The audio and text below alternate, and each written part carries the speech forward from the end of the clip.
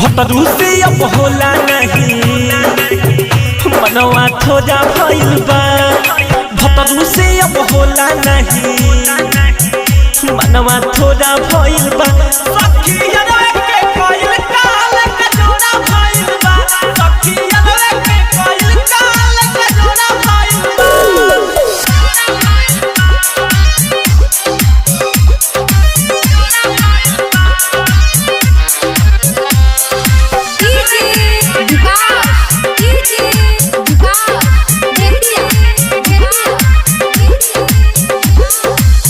पहिले ही रतिया में भइल रहे सकरे।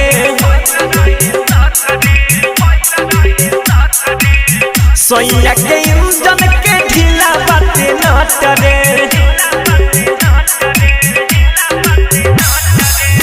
पहिले ही रतिया में भइल रहे सकरे। सोइया के इंजन के ढीला बाटे नटरे। खुशी के मारे गज गज मनवा अब तो मोहरा भइल बा। खुशी के मारे गज गज मनवा अब तो मोहरा भइल बा। सखिया के कोइल काल का जोड़ा भइल बा। सखिया के कोइल काल का जोड़ा भइल बा।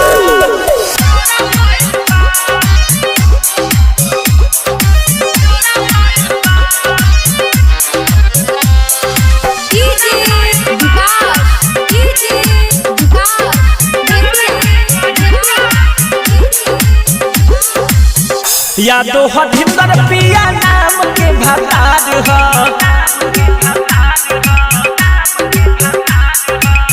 यदवे के नामे हमर सोदा हो सिंगार ह। हाँ हाँ यादो हथिंदर पिया नाम के भतार ह। बाबू साहेब के नामे सोदा हो सिंगार ह। चंदन साकिर के जैसन लइका गोरा भइल बा। चंदनिया मन के जैसन लइका गोरा भइल बा।